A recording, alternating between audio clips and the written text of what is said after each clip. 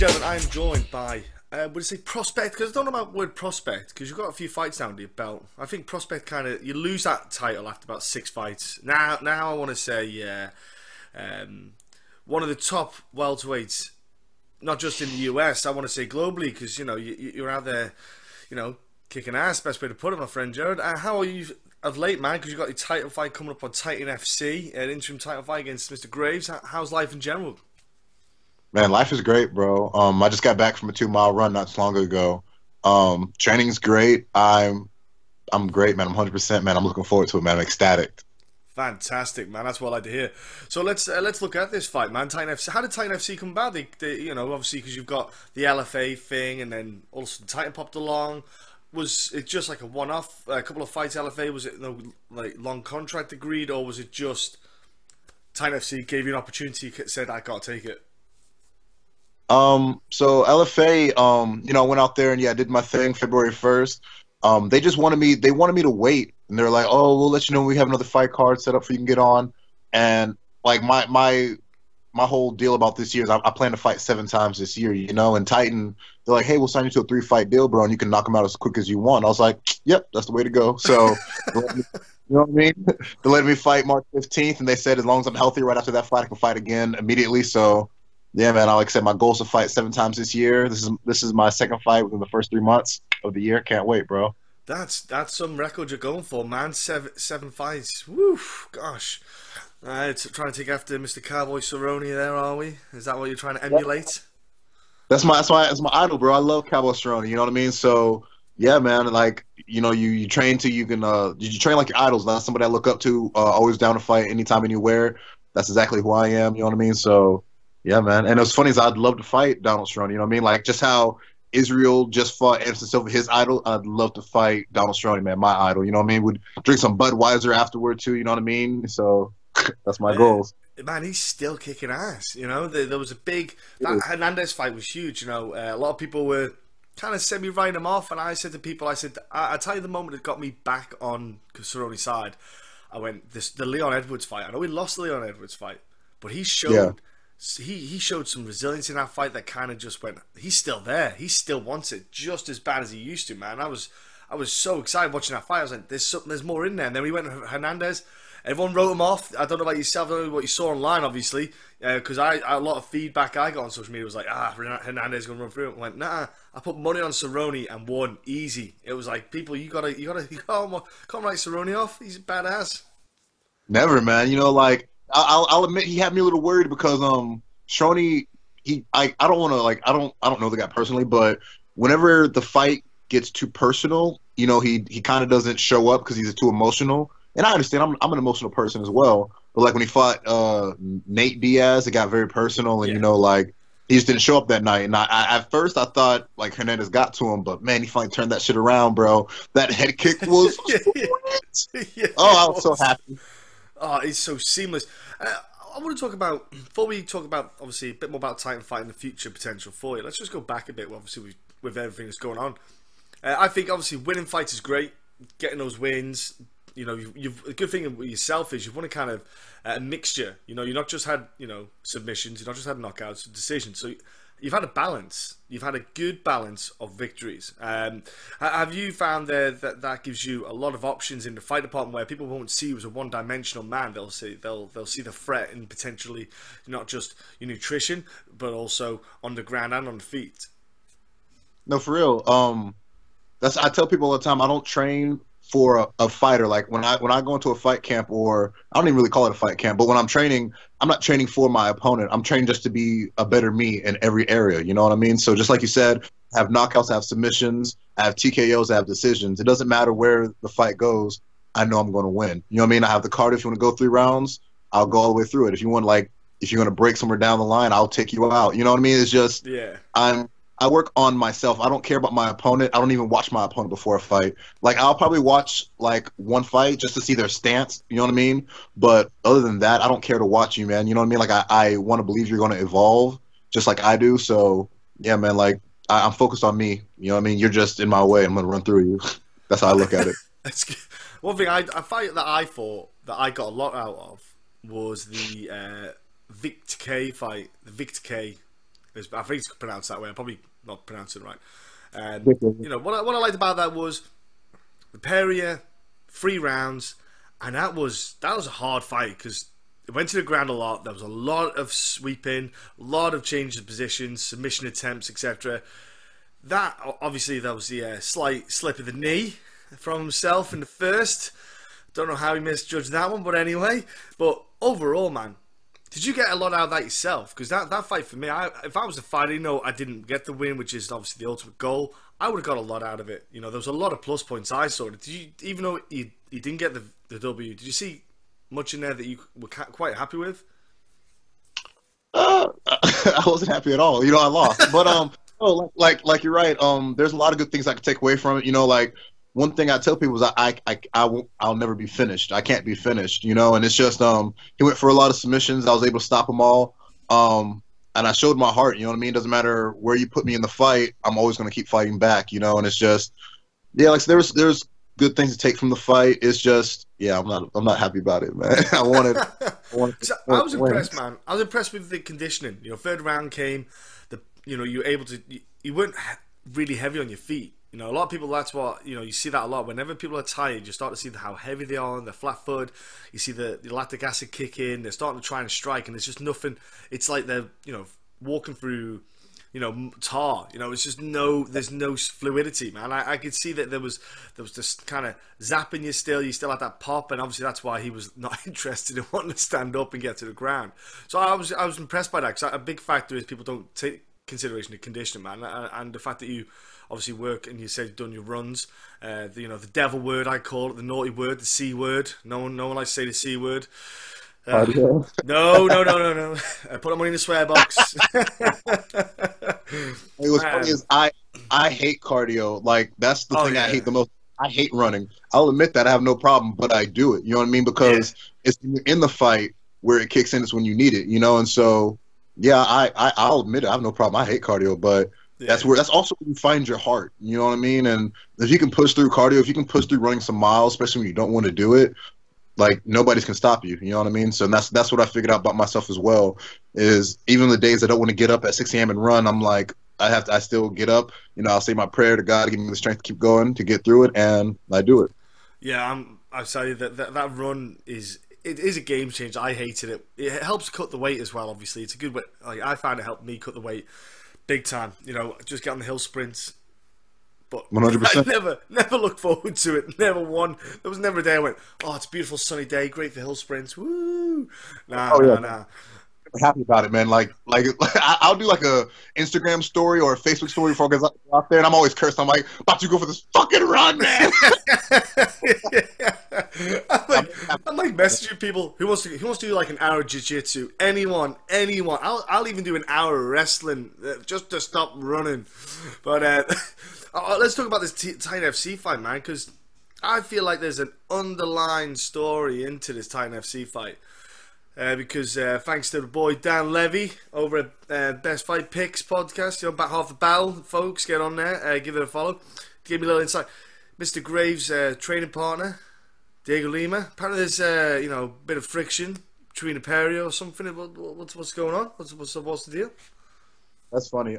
It's just ATT has it out for me. ATT hates me, and I'll give you the quick rundown, real quick, the quick backstory. It's So Dhiego Lima, like Douglas Lima's brother, when Dhiego Lima was on Ultimate Fighter the first time, he submitted a guy via armbar or something like that. And one of my friends texted me. He's like, Jared, I think your jiu-jitsu is better than Dhiego. I think you could beat him.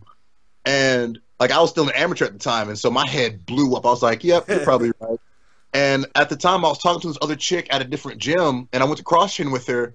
And, trying to impress her, trying to be big man. I said that out loud, and somebody overheard, and it got back to Dhiego and them in ATT. So they've had it out for me ever since, and whatever. You know what I mean? Like, I've never lost to ATT. You know, they hate me. I never lost to ATT. Y'all can keep hating. Y'all can be salty from afar. I'm going to keep beating y'all. You know what I mean? I fought ATT, like, 4 times in my career, and I keep beating them. So y'all can be mad. I don't care. Go suck a dick. Well, I was going to say, because, you get this win against Graves. Opportunity knocks for the UFC call. There could be almost like a story there written for you to make a debut. You get Dhiego on a debut, UFC. That'd be pretty sweet, man. No, yeah, I want him. Like I said, I'm hit that girl back up to him. Like I showed you, bitch! I told you I could beat him. So, yeah, I want Dhiego Lima, man. It's funny because like we'll be in like there's a promotion here NFC that I fought for. I'm the champion of them. Yep. But like Dhiego, like he'll be there and stuff, and like he'll mean mug me as I walk by. I'm like him and his coach. Who's that bitch at middleweight? What's his name?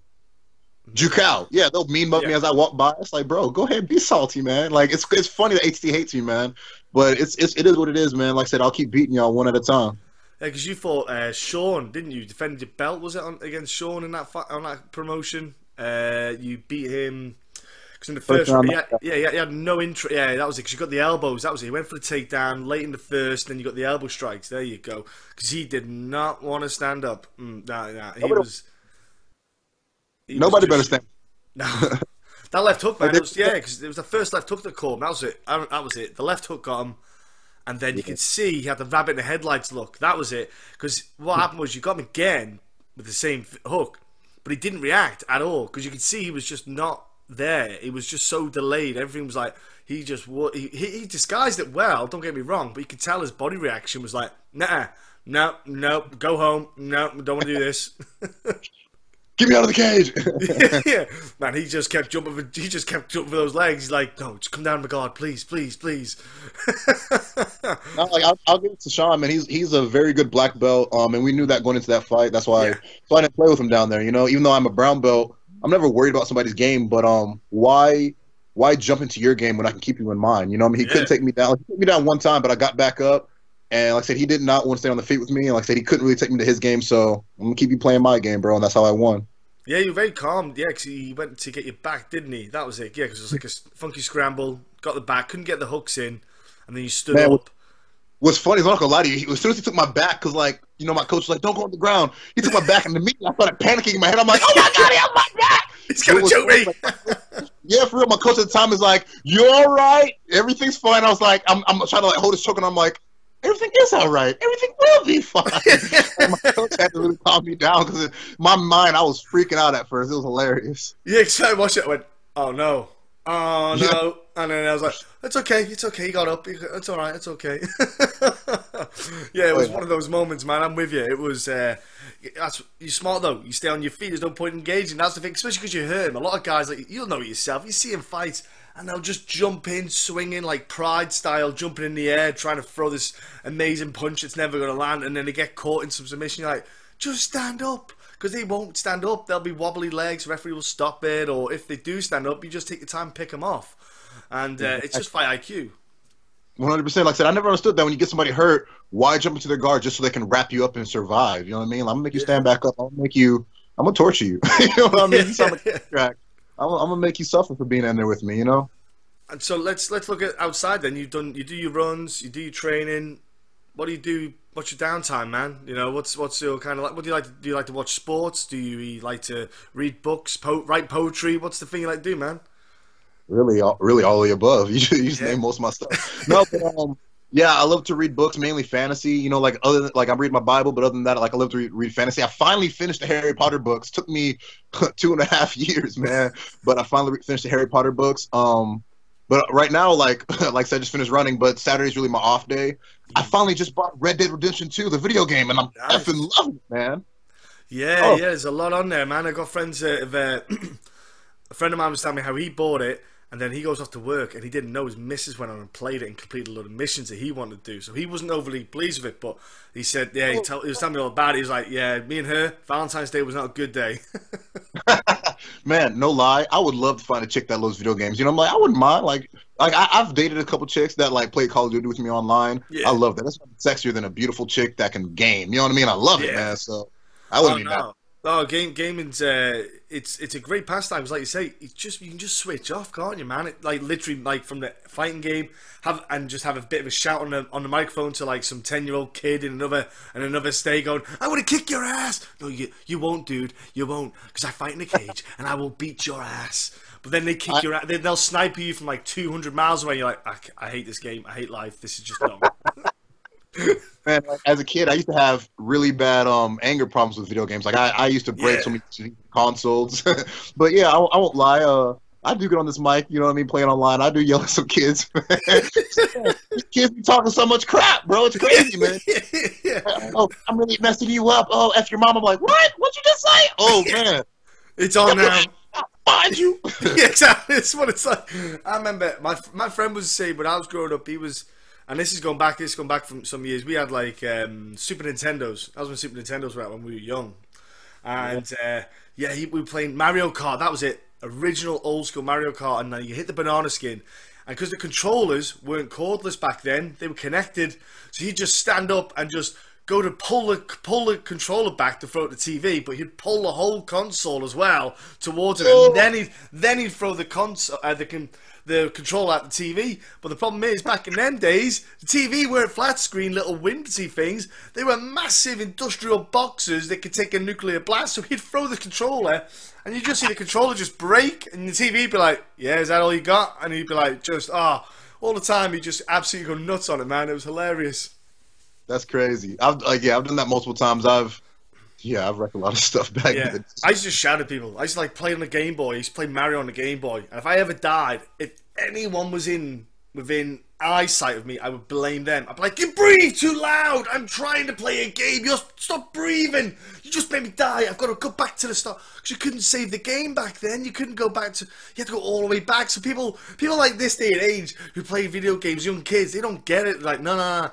When you died, you went all the way back to the start. It was torture. And like those 4 AA those batteries in the back, you had to hope they lasted. And if the shops closed on a Sunday early and you got no batteries, you're sitting there rubbing them together, wrapping them in the back, hoping you get a bit more out of it. Man, I ain't gonna lie, bro. Like, I have a Game Boy SP, and I still play like my old Pokemon games, bro. Yeah. I'll still be playing those, man. I love that. Classic games, man. You just can't ever get rid of them, man. They're just staples. I've got a friend of ours. Actually, he's an MMA judge. He does judging for the UFC, KSW, all around Cage Warriors in Europe and all around the world. He's got a YouTube channel called One Credit Classics, and it's all the old school games like Golden Axe, old school games. And he plays the game and does it on 1 credit all the way through. And he talks about, and when he's playing it, he has some bit of fun, but he'll talk about the game itself, the makers and the music, and it's just badass, man. And I love it. I'm just sitting there and I'm like watching a guy. I think it's crazy watching people play computer games because it's old school nostalgia. I'm like, man, I haven't played that for about 20 years. I'm gonna have to try and get that game and play it, man. It's just class. Yeah, I had a friend telling me to start getting on computer games. You know, like, he's telling me there's some, like, I love Destiny 2. You know, I've been playing that a lot, and my friend said they got the idea from Destiny 2 from this computer game, how like it's completely ongoing. There's no end to it. Like, it's crazy, man. I can't remember what Star something he told me it was, but yeah, man. Like, he's saying computer games is where it's at, and like I need to get a computer, and I don't know. I might check it out, man. Like, I'm a huge gamer, and if there's bigger games out there, I'm definitely down to try it. Yeah, man. It's gonna get. You just imagine the virtual reality is gonna kick in. And I like a bit of anime, and there's an anime show called Sword Art Online, and that's kind of what it is. Yeah, really cool, man. So the VR thing, everyone's trapped in the game, and if they die in the game, they die in real life. And I was like, man, that's where we're going. Skynet's going to get us. But I'm I'll still do it. Oh yeah, for real, me too. Because to me, that's like the Matrix. You know what I mean? I love the Matrix. Exactly. Yeah, you know. So like, what's funny is I use a lot of like Matrix theology in a way in my fight game. You know what I mean? So, dude, I love the Matrix. The Matrix is like my favorite movie of all time is going to be Lion King. You know what I mean? Because childhood memories. Yeah. But my number 2 is definitely Matrix, man. Neo, all that stuff. I love it. Yeah, just as that bullets come towards him and everything goes ones and zeros, you're like, poof. Like that's like a cinematic moment. You're like, that is sick. And he just so good, so good. Man, I love watching that moment, man. It's like ingrained in my memory. Like, if I get Alzheimer's, it's one of the things I'll still remember. It was funny. It's like I'll order pizza, like not in fight camp, but like I'll order pizza Friday night, and I'll start watching the Matrix movies, just all 3 all the way in a row. Doesn't matter. Stay up like 4 in the morning. Yep, that's a good way to do it. That's what me and my best friends do. We did the extended versions of Lord of the Rings. They were 4 hours each. And he was like, well, we'll start at midday. And we'll do it, and then we'll get done by midnight. He's like, let's do it. And I'm like, well, all right then, here we go. His wife's like, you two need to grow up, you know, at some point. And we're like, get out, woman, 12 hours of bro time. We don't need your words. Yeah, put up the door. No women allowed. Exactly. She's just like sitting us looking like with. She like looks at me going, "I married you," and we're like, "Get out, just get out." and I wonder why I'm single. Oh well. Nice to it. Yeah. Joe, look, before I let you get going, bro, what I want to say is Titan FC gonna look after you. Awesome promotion. UFC Fight Pass. So not just people in the US, but worldwide can watch the fight card, so they get to put their eyes on your performance at that night as well. So you get the shot for the interim title, which is huge. And, you know, you put on a stellar performance, you know, like you say, the door is open there for the UFC. It's pretty much 1 foot in there, man. I know Titan FC have got a really good relationship with them, and they have got a, let's call it a UFC out clause, so to speak, if UFC come and knock, and they just put guys forward, and that's what they do. Josie Torres is a great example. They did that with him as well. So I've got a good. I've spoken to Josie quite a lot, but man, Titan FC 15th of March. People tune in. But before I let you go, man, where is your social media? Where do people jump on to follow you? Are you on any kind of gaming platform, or are you just on Twitter, Instagram, Facebook? What are the links, man? I'm everywhere. Twitter. I'm Night Train. MMA 23 on Twitter. Capital J, capital G. Night Train. Facebook. Jared Gooden. If you want to catch me on PlayStation Network, bro, it's Soul Reaper 233223. The S and R, so the S and Soul and the R and Reaper are capitalized. Yeah, come get this gaming, bro. Like, I love it. Everybody come try. There you go, people. Hey, there's that many other Soul Reapers on the game that you had to go to that number. 23 is my favorite number, and 32 is just it backwards. So fair enough. That's a good idea. And then what about sponsors, man? Who helps you out in fight camps? Any like people out there doing you for solid? Yes, Daniel. I always say Levi, but I heard it's Daniel Levy. Daniel Levi. Levy. Yeah. Call him Levi Jeans. Yeah, we'll call him Levi Skinny Jeans. Exactly. That's what I thought of. You know, what brings to mind. But yes, best fight picks and hashtag half the battle. They've been looking out for me. My 100% chiropractic in Buford. They keep my spine in line, keep me 100%. They usually crack me before a fight. And William Keith Anderson, the best real estate in Georgia, guys. You need some place to stay, hit him up. There you go, people. And there's the sponsors, always big. And like I say, Dan's a great guy. I've had him, spoke to him lots of times, podcasting, all this stuff. So me and Dan go back a little bit. And last but not least, give a shout out to coaches, friends, family, people that help you out in the fight camp. You know, people that don't really, you know, people that are in the background. Let's say, you know, let's put it that way. Of course. Shout out to my team X3, my boy Nasty Nate Williams, Robert Hale III. We call him the Blue King. He's up next, man. You're gonna be seeing him all around the world. My boy DJ Wilson, my boy DJ. I think his last name's Perry. Steve. Dang, I'm forgetting his name. Wild Man, Steve-O. My boy Hunter, so right now I don't have a car, man, and my boy Hunter is getting me to and from the gym, and he lives way out of the way, man. He's been doing me a solid right now, so you're definitely a big shout out to Hunter. Man, and thank my family. My mom's my biggest hero, you know what I mean? She showed me what it's like to be a fighter. She's been fighting for me and my sister since we were kids, you know, and so I want to give a big shout out to my mom and my family, you know what I mean? I wouldn't be here without those guys backing me. You know, my cousin Darius, my cousin Ariel, my aunt Antonisi. Thank you guys for having my back. I love you so much. That's awesome, man. It's great to have that support, and that kind of support helps you on those down days when you're just like, oh man, it sucks, and that's what you need them for. You know, you need them to kind of metaphorically kick you in the ass. No, 100%. You know, like I said, they keep me going, and I can always hear my mom. I always hear my mom in the back of my mind when even when I'm running and I want to stop. My mom has this thing where she's like, I can see my mom. She's like, fight, fight, fight! Like she has her fist in my face, man. So I literally always think of that, and it always helps me push through a training session. So thank you, Mom. That's awesome, man. Look, have a great fight. Have a great fight camp. Enjoy yourself. Titan FC is going to be huge. Look, people, get online, give them a follow. You look at the future superstar. Let's put it that way, man. Thank you so much, brother.